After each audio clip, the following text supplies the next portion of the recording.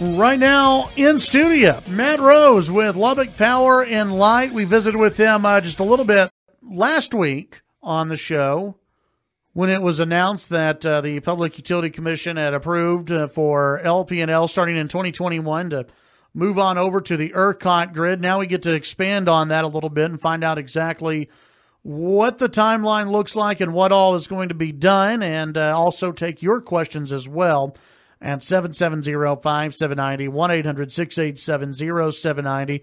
Matt, welcome back to the show. How are you? Good. How are you? Doing all right. Yeah, you can bring that microphone just a little bit more in front of you.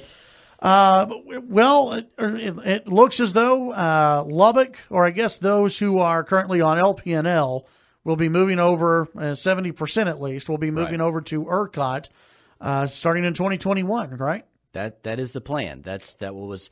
What was approved this past week is what we've been working on for, about the last 3 years, officially since this past September we put our application in. But as everybody that's been paying attention knows, this is a process that's lasted quite some time. I think I came on board along with the new leadership at LP&L in 2014, and that's really when all of this began, is when we put that RFP out on the streets to see where we were going to get our power after our contracts expired. And from that process, we've kind of gotten to where we are today, which we're excited about. We think it's the best option for our customers, not just now, but looking forward into the next 10, 20, 30 years. Why is it the best option? Well, when we look to back up to the very beginning, and I'm not going to walk all the way through because we don't have that much time, but at the very beginning, the question before us was really, what market do we want to join for the first time? Lubbock is hooked into the Southwest Power Pool, but we're not members of the Southwest Power Pool. We're really just customers of XL Energy, who is a member. And so that's really what the process was. When we put the RFP out there, which was basically just, putting out a proposal and saying, hey, see how you can provide us power. Any number of entities, doesn't matter where you come from. We got proposals from both the Southwest Power Pool and from ERCOT. We put those two up against each other, and we went through the process of investigating the two markets, and we really saw that ERCOT was better for us because it doesn't have the restrictions that the Southwest Power Pool has. If we were to have decided we were going to stay connected to the Southwest Power Pool and become members of the Southwest Power Pool, really the only option available to us would have been to build a power plant. And there are certainly instances where that makes sense. But for us, for our city, it didn't really make a lot of sense, especially when the other option was to build transmission lines to hook up to the ERCOT grid, which is a true market and would allow us to basically do that as a debt-free solution. Because building those transmission lines, that cost is subsidized within the ERCOT market. And so that was really the original plan was, we're reducing a lot of cost by leaving the Southwest Power Pool, and then we are gaining a lot of efficiencies and advantages by joining ERCOT. And then as we went through the process, we saw that the energy prices were lower in ERCOT. The transmission lines themselves, the transmission costs were lower. There were several different things that meant that we could bring our costs down. And then ultimately, when you look at the two markets, the Southwest Power Pool is really built as a market that favors people that like to build generation. They have a very large reserve margin in terms of how much energy is available. But the problem is they have rules in the Southwest Power Pool that say if you're going to buy power from somebody, which is what we were really in the market to do, you have to show that the electrons that were produced in that power plant are the same ones that are coming into your system. And Lubbock is uniquely situated that we are on the very southern border of the Southwest Power Pool and, the very northern border of ERCOT. And so effectively the only people that could sell us power were XL Energy.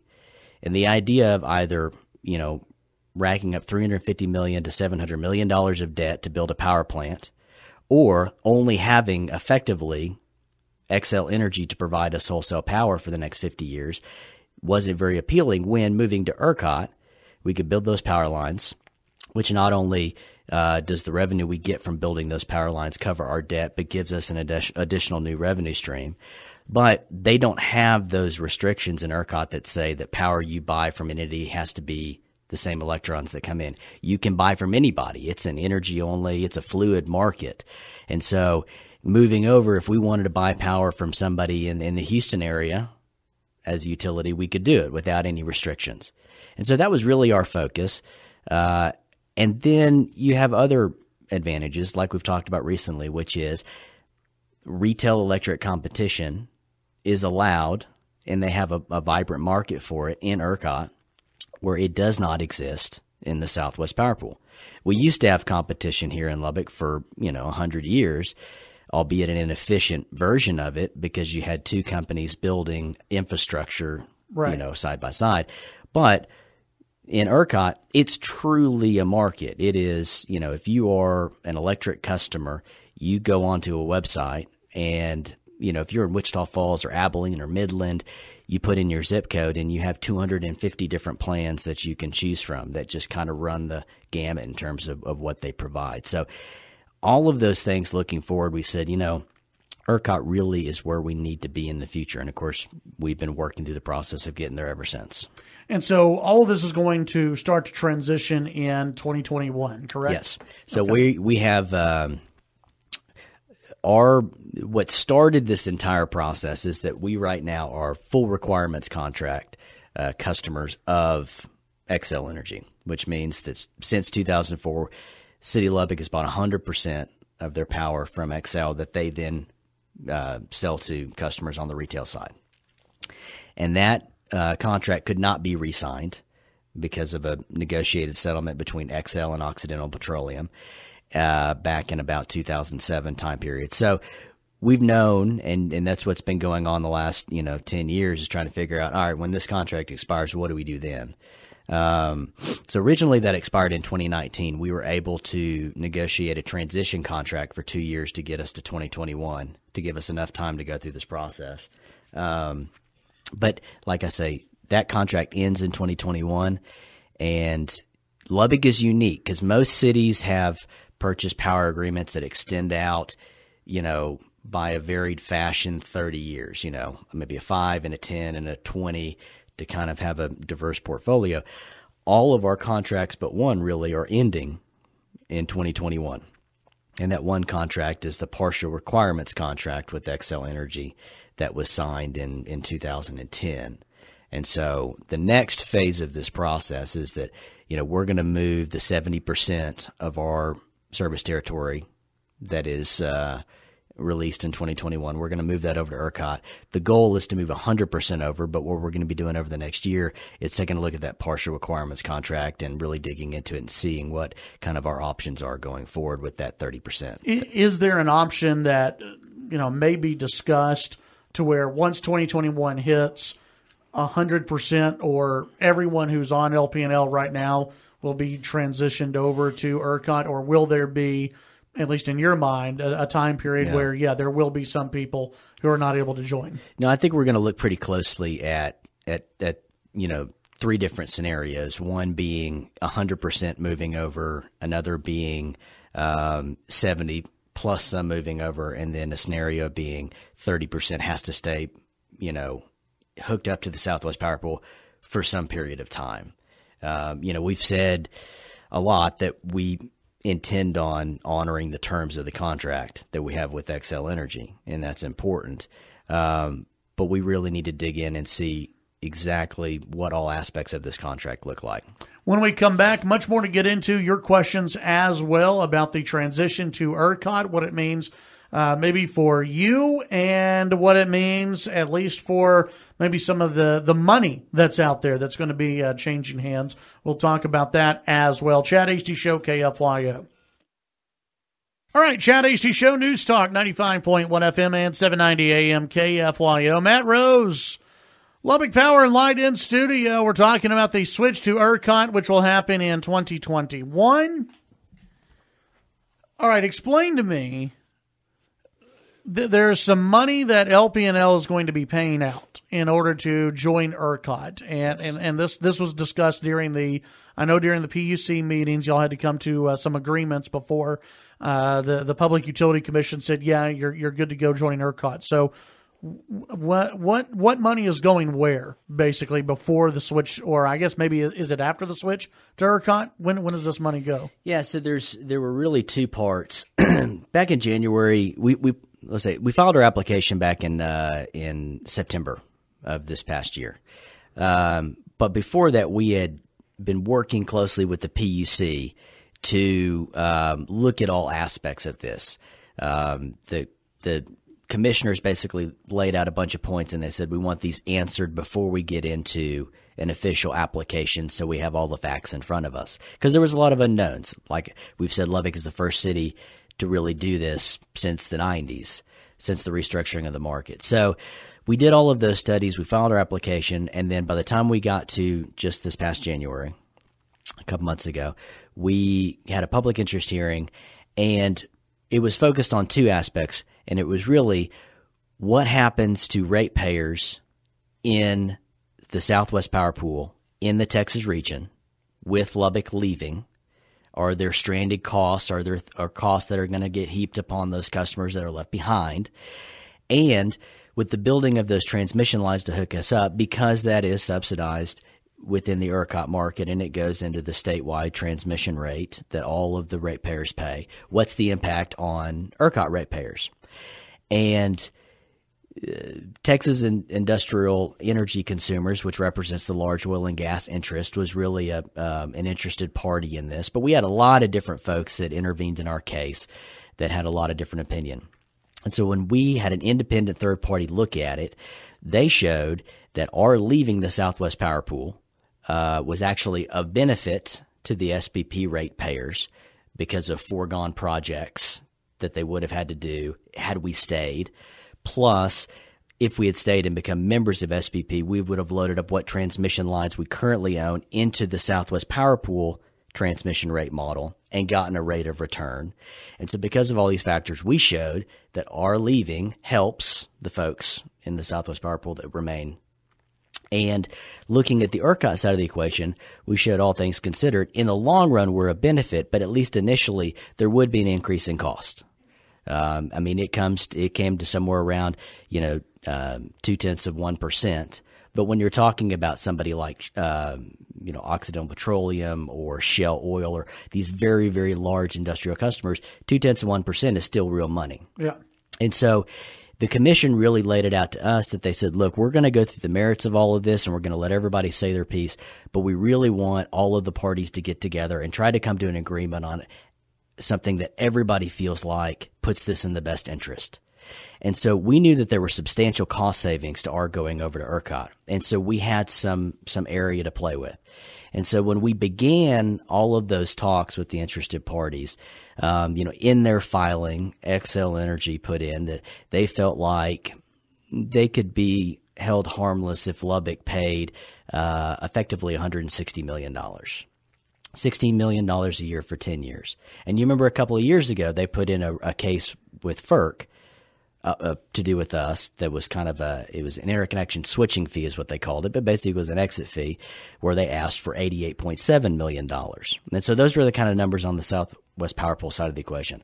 On the ERCOT side of the equation, what they came up with initially in their filing was $48 million a year for 5 years that came to right at $240 million. And so we worked through this. We worked with all of the different parties. And at the end of the day, we came up with an agreement, which is LP&L on the SPP side of the equation, on the Southwest Power Pool side of the equation, would pay $24 million one time upon integration. So it's a one-time payment. And on the ERCOT side of the equation, we would pay $22 million a year for 5 years. And so you went from $160 million on the Southwest Power Pool side to 24, and you went from $240 million on the ERCOT side to 110.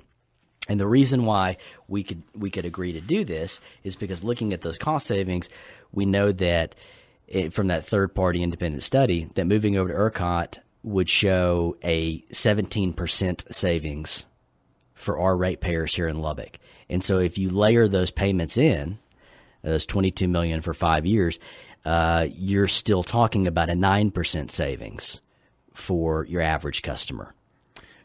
The one thing that is still amazing to me is that the contract with Xcel Energy or Southwest Power Pool is going to be over. Right. And we still have to pay them money.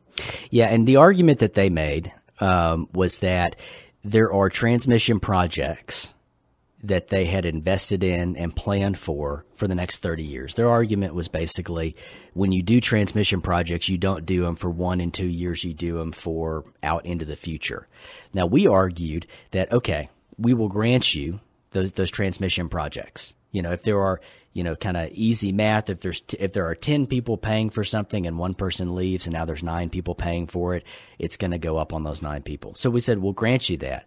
But you have to look at all of these other factors. You have to look at the fact that our joining, we're going to load our transmission lines into the rate model and get a rate of return from you guys, which is going to be about $20 million a year. Their argument was, well, the Southwest Power Pool is changing their rules, and so we're not necessarily sure that you're going to get a transmission rate of return, which only further said, all right, we need to be in ERCOT because we know that we're going to get a transmission rate of return over here in a revenue stream. So that's what it came down to. We had this agreed upon on the ERCOT side of the equation before we got to the public interest hearing at the PUC, which really was of great benefit. That we could take that off the table. But we still went through all of the parts of the Southwest Power Pool side.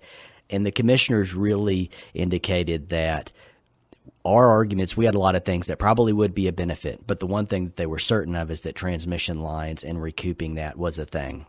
And so they really indicated to us, we still want you to try to negotiate something. And the other nice thing that we get in this agreement is that those parties that sign on the dotted line agree that if there is anyone else in the Southwest Power Pool footprint, if somebody up in Kansas or somewhere else, if they were to object to our moving over, that these entities have already agreed that it's in the best interest. And so that helps us to have the folks in this region that have signed that document to say, this is a good deal for everybody in case somebody else along the line comes along and objects to it. We've shown that we have a standard and it's being met. When we come back, we're going to get into this a little bit more and then also compare current rates as they are on ERCOT to what we're paying right now on LP&L. We'll talk about that and take your phone calls. If you're on hold, stay where you are. We'll pick you up when we come back. Chad Hasty Show, KFYO. We've got Matt Rose with us, Lubbock Power and Light. If you've got a question, go ahead and call in. 770-5790, 1-800-687-0790. Burley's been hanging on for a while. Burley, you're on with Matt Rose. What's your question?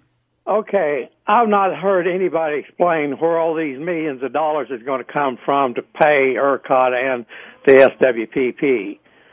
How's that going to affect the LP&L ratepayer and the taxpayer of the city of Lubbock?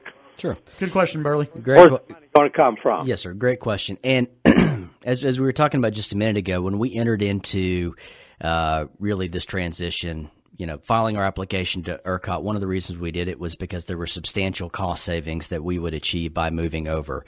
There were lower energy costs in ERCOT. There are lower transmission costs, but more importantly, there are set fees that we have to pay right now in the Southwest Power Pool that we don't have to pay in ERCOT.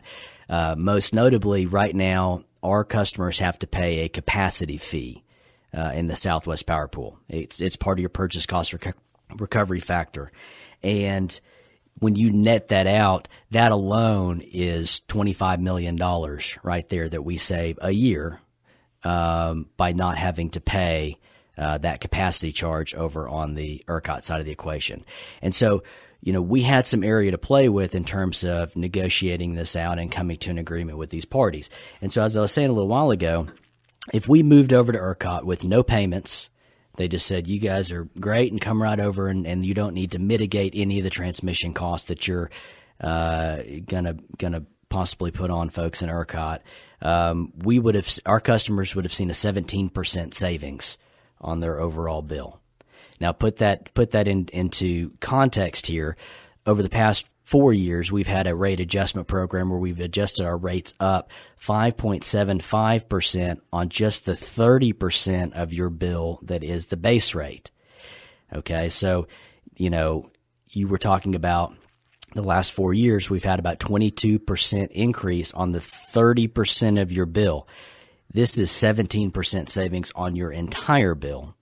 And so even when you layer these payments that we have to pay for the first 5 years of being in there, our customers, a third-party independent analyst has shown, will still see 8 or a 9% cost savings for your 1,000 kilowatt hour usage. Plus, we have a new revenue stream that will be coming in because, as we've talked about, we now are going to take our transmission lines that we own and those that we are going to build as a part of connection, and we're going to put it in, and that's going to be a rate of return that's going to come back to the LP&L customers. And so if you look at it right now, if you look at just the work that we are doing on our transmission lines, because we are in the process of upgrading our transmission across the city. If you just look at that project alone, you're talking about 345 kV subs, and you're talking about a 115 kV loop and a 69 kV loop that are being built in the city. That comes to $108 million that we will spend on that project. And those rate adjustments that we've had the last 4 years, that's what that is going towards, is improving our system. So we're going to spend $108 million on that. That'll mean $17 million of debt on an annual basis, but we get $29 million of return from the ERCOT system. And so even though we're spending $108 million overall, and you're talking about $17 million of debt a year, we still net out $12 million revenues coming back to us above that. One of the things that the commissioners did as part of their ruling this past week is they said that the lines that are going to get built to connect LP&L to ERCOT, that LP&L can build up to 50% of those. And we're going to want to build that because even though we're going to incur debt to do that, still, then you're talking about a total of $180 million that we will spend on transmission and related infrastructure in order to hook us up. That comes to $21 million of debt, but $38 million of revenue coming in. So we're netting out $17 million of net revenue a year. And so again, when you look at staying in the Southwest Power Pool, it was not certain that we were going to be able to become members and take our transmission lines and load it up into their rate model and get a rate of return. They're changing their rules. They're looking at it. And legacy systems, they're kind of wishy-washy on it. Moving to ERC, and you'd have to build a power plant, which would have been, Burley, I know that this is something you're interested in, that would have been hundreds of millions of dollars of debt, where the only way to recover that money was to load it up into our rate base, which means a substantial rate increase to our customers. On the contrary, you move to ERCOT, you build these transmission lines. Yes, you're going to spend money doing that, but you're going to net out $17 million a year above what you're going to pay for that. And so we had the ability and the cushion because of these cost savings to say, yes, we will agree to pay $22 million a year for the first 5 years to help mitigate those costs to ERCOT ratepayers, because we're still going to have cost savings above that our customers are going to see. And at the end of the day, if we can end up transitioning our folks over into the competitive market, then they really start to see substantial cost savings. Because if you go on to powertochoose.org today and you look at the prices in this region, they're pretty good. You're seeing some deals out there from a lot of these retail providers that are 8.5 cents, including what our wires charge would be, which is better than anybody around here. So, looking 20 and 30 years down the road, when that was put in front of us as part of that negotiation and that agreement, we said it's still worth it for our folks because we're still saving money and we've got a good outlook going forward. So, and what all this comes down to is, and what the average person really cares is, what's my bill going to look like? Is my bill going to go up, or am I going to see a rate increase go up because we're joining ERCOT? What's the answer to that? And the answer to that is, right now, with all the payments included, independent analysts show an 8% cost savings for the customer. Okay, so no rate increase, cost savings. No, we don't have, we went through that rate program the last 4 years because when the new administration at LP&L came on board and took a look at it, we realized that the previous administration really hadn't put any money into infrastructure going back about a decade. And so it's not been fun for anybody involved for us to go through this program to, fund an infrastructure program to bring our system up to speed. But we're done with it. We don't have a rate increase for this summer for the budget that we're going to go through for next year or the year after that. And we show a cost savings to the customer. And all of it is based off of, current economic conditions. But the reason we can say that it's going to hold is that if, say, the price of natural gas changes or there's something that happens that might change those conditions, it's going to change it globally. And so we're able to take a snapshot in time today and say Southwest Power Pool versus ERCOT, moving over, even with these payments, we show an 8% cost savings for our customers. We'll go ahead and take the break. When we come back, more with Matt Rose with LP&L. If you've got a question, go ahead and give us a call. We'll be right back. All right, Chad Hasty Show News Talk, KFYO. Matt Rose with LP&L in studio. And I want to spend the rest of the time that we have in this hour talking about what everybody cares about, and you know what everybody cares about. That is, how much am I going to be paying? How much is going to come out of the bank account to go towards whatever electric company versus what I'm paying right now? We brought up the zip code 76301, which is which area is that? That is Wichita Falls. Okay, so Wichita Falls, and you said this is going to be comparable to what Lubbock should be seeing. If Lubbock were in ERCOT right now, this is what we would be seeing. And kind of go through this, because one of the first company that pops up is called Discount Power, which is 5-star rated company. They've got 7.6 cents per 1,000 kilowatt hours is what they charge, correct? Yes. All right, so how does that compare right now to LP&L and what LP&L customers normally see? So if you look at LP&L's rates right now, you're looking at right at 11 cents. And so there are 2 parts of our rate that you see on your bill today. The first part is our base rate, or what is listed as an energy charge on your bill.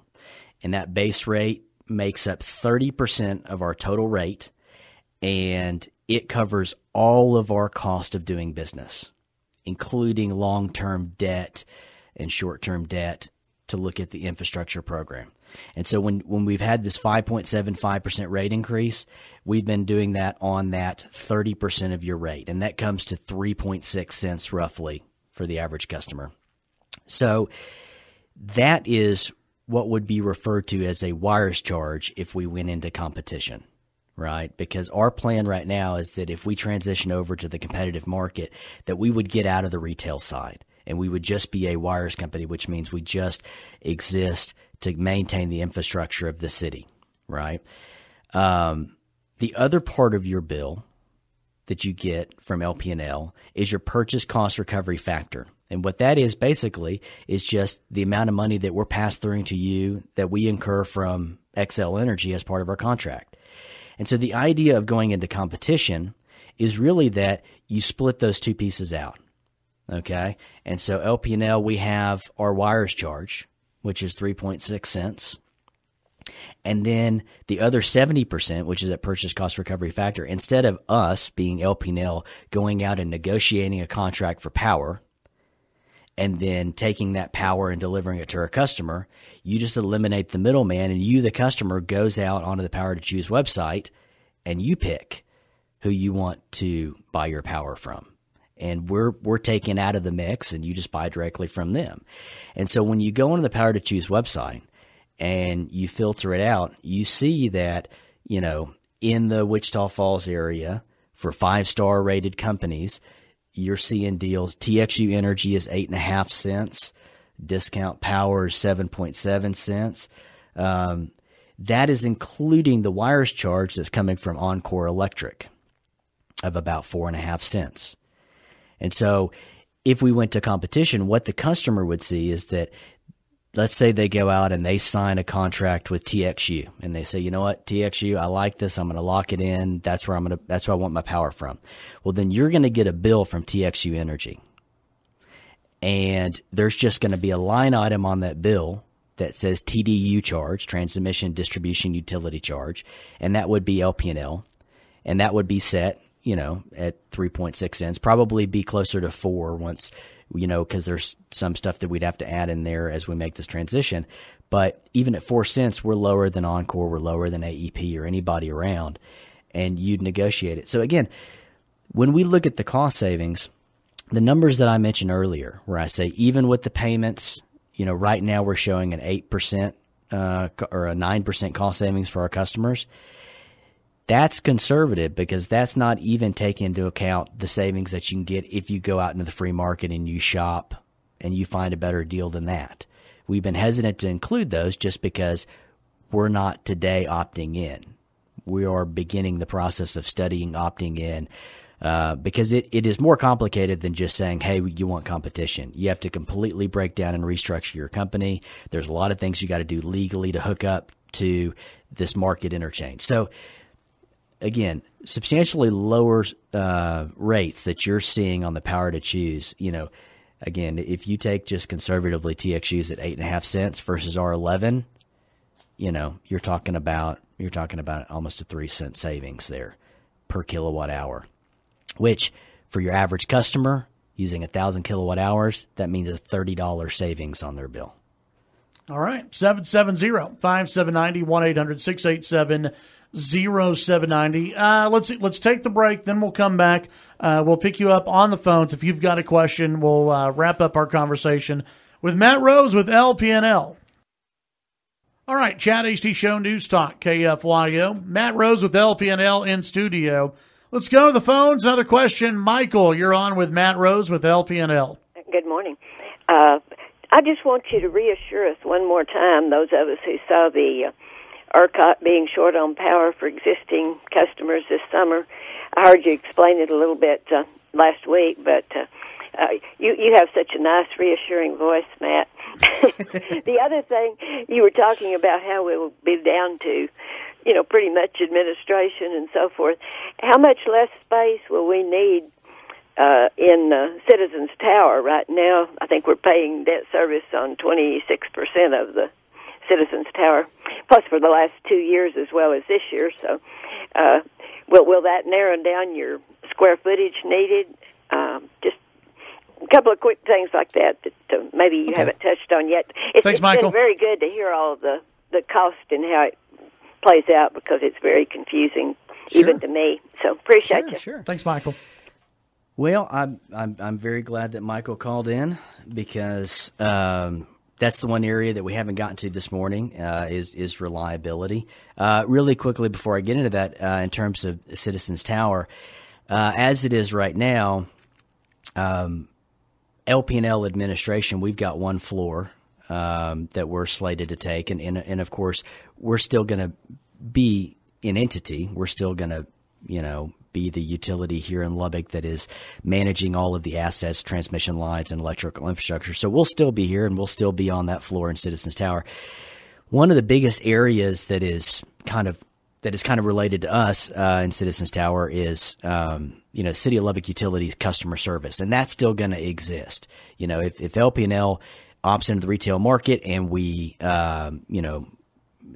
zero out our retail presence, you're still going to have City of Lubbock water, wastewater, stormwater, solid waste areas that are going to need customer service. And so the folks that work for City of Lubbock customer service are still going to be moving over there. So I think it's going to stay the same to that question.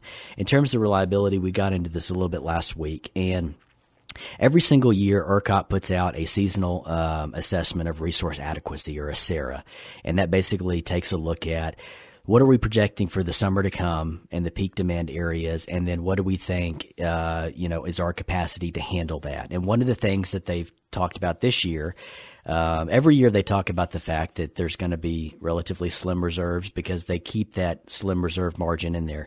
But the legislature has mandated that they keep expanding it out.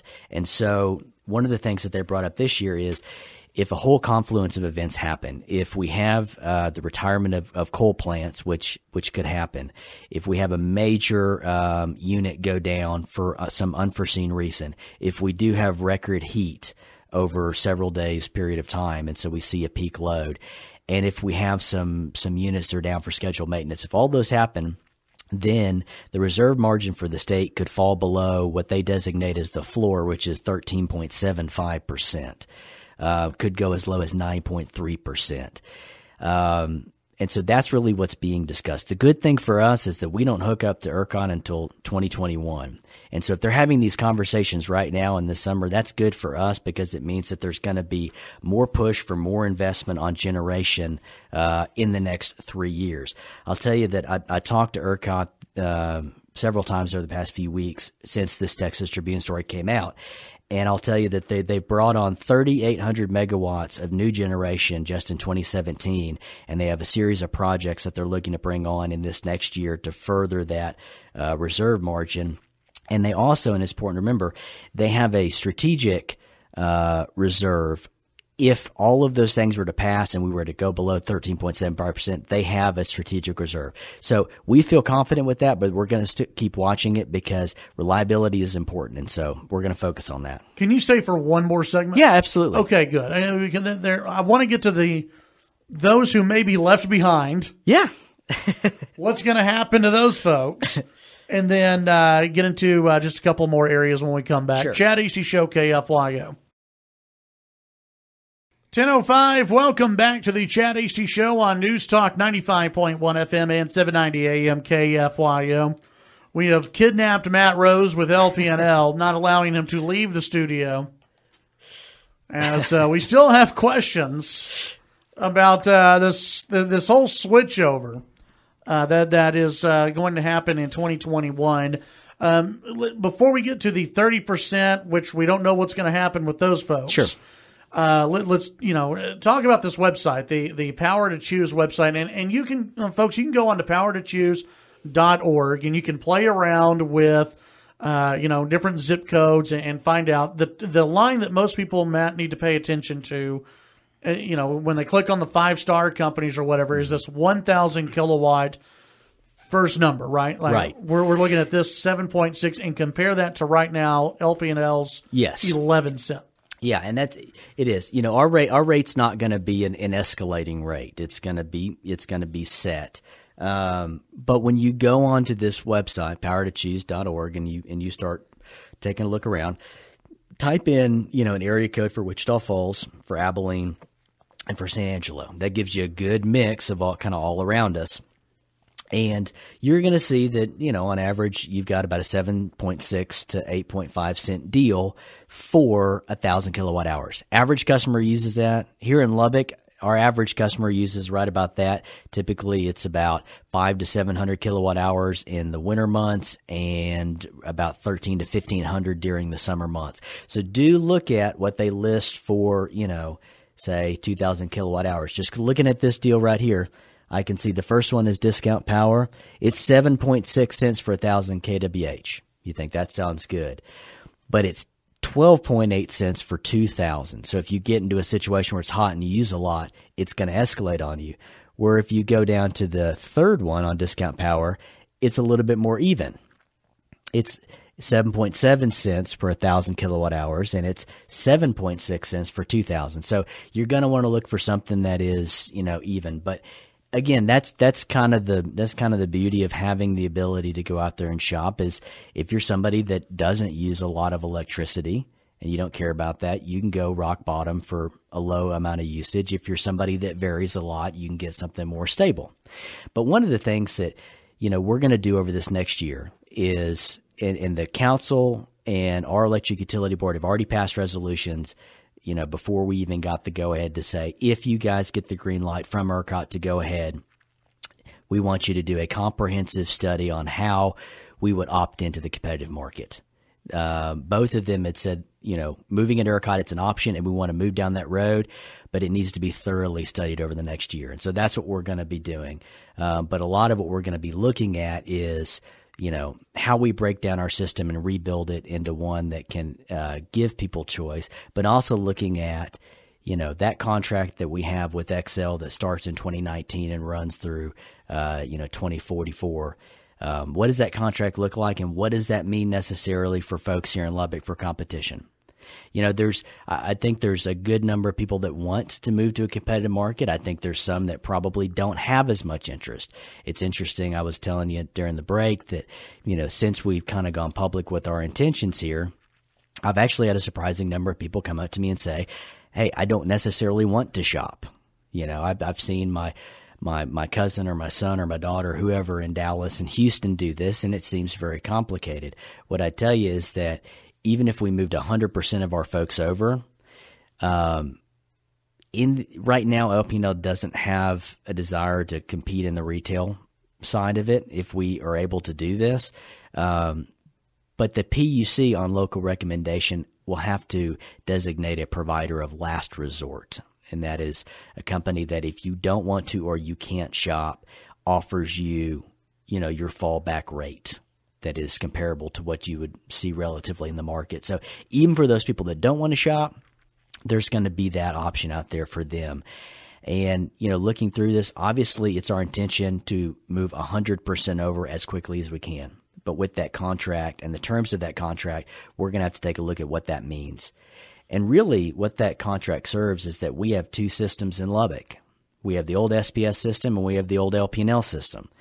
And the old SPS system right now is going to be still hardwired into the Southwest Power Pool until such time as we can move those folks over. And so doing this opt-in study to competition also looks at, what areas of town fall on which different system, and are there areas of town that would want competition that are on the old system, and what do you do for those folks? How do you get them over? I mean, there's just a lot of different things to look at. But the good news is that we're going to be doing that, starting right now, running through at least a year from now. But we've got 3 years to work through any complications that might be out there. So we feel like it's plenty of time to thoroughly vet all of this, right, and get to where we need to be. When will people be able to find out if they are, which system they're on? Sure. Well, that's what we're going to take a look at right now. I mean, if somebody really wanted to know, we can look at the distribution system and see.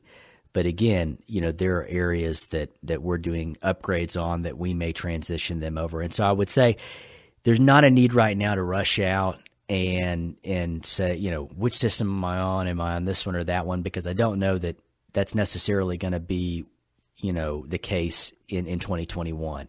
But I would say let us work through this. Please know that, it's our board and council's intention, including ours, to move towards competition and try to get this done. But we got to work through a lot of things. So give us the time to look at it, and we'll be continuously updating folks on where we are on this and any eventual cutover of more than 70%. Trust me, we would let folks know about that if that came to be. Is there any kind of let's move forward to 2021. Everyone, right. Let's just say people are connected to ERCOT. A deal's been worked out maybe on between LP&L and Southwest Power Pool, 100% on ERCOT 2021. People are happy. They've got competition. Some people don't want to go onto the website. They find it confusing, right. Whatever it may be.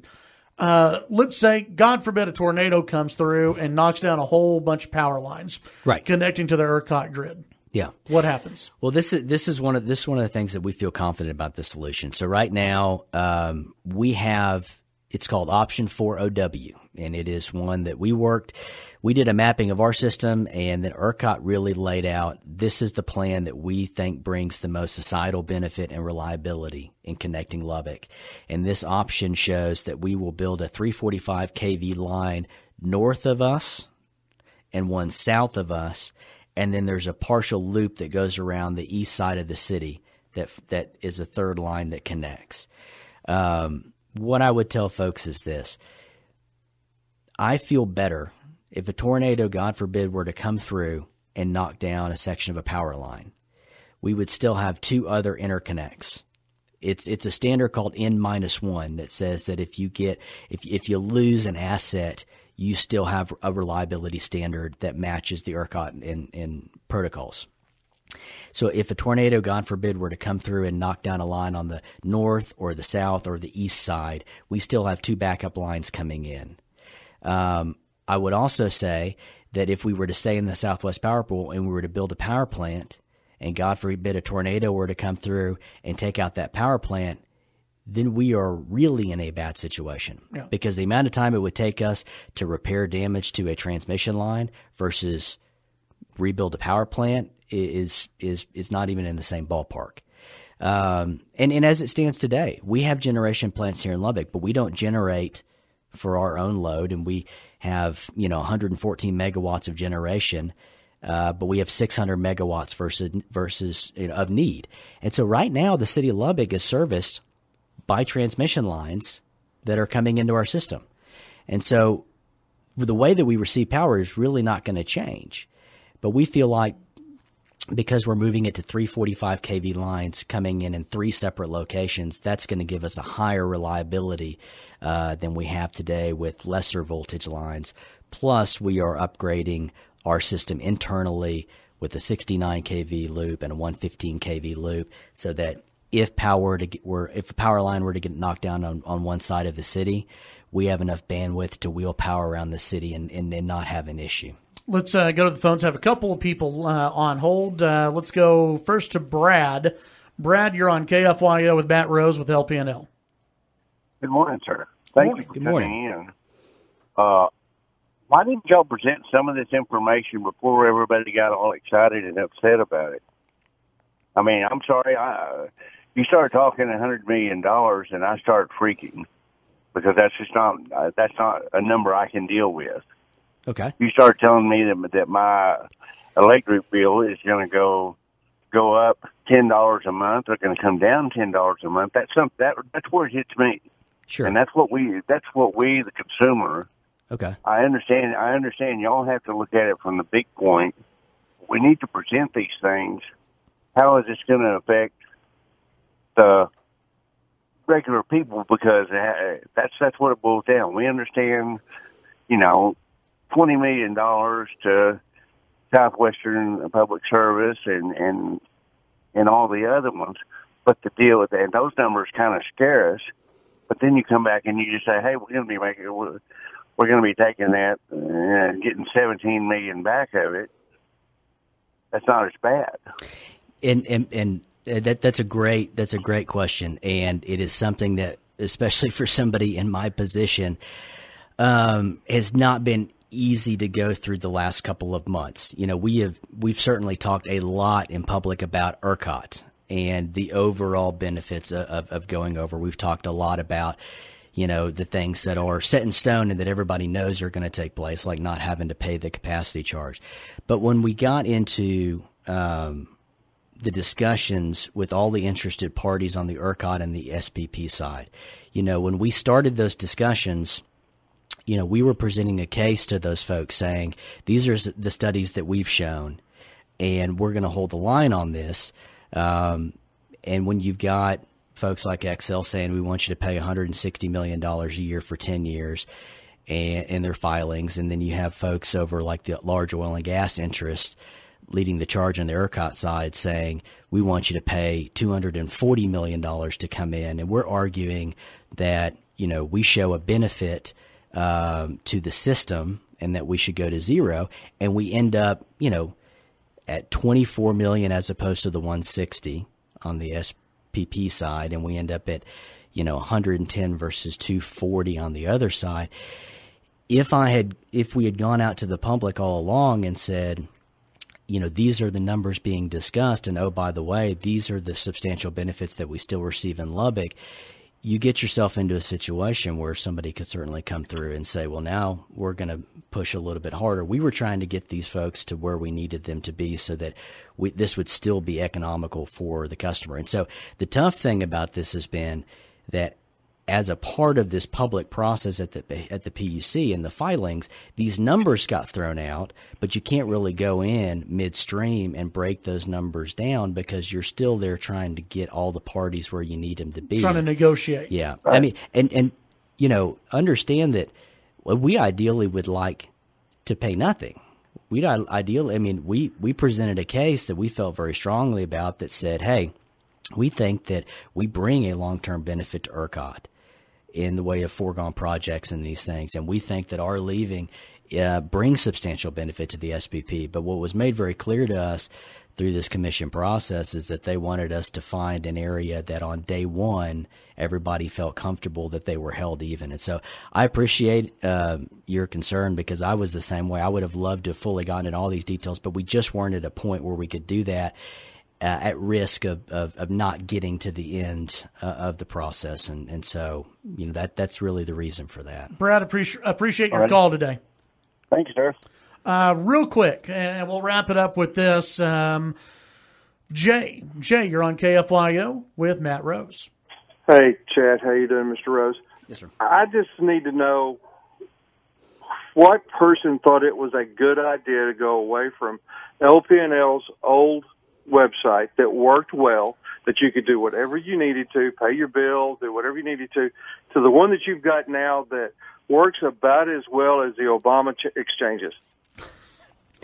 Well, yes, sir. And we are, one of the things that we did this past year, that the city did, was really try to separate out the customer service aspect of the city, being City of Lubbock Utilities, and moving it over to this new site. And there is a new vendor that is servicing the payment side of that.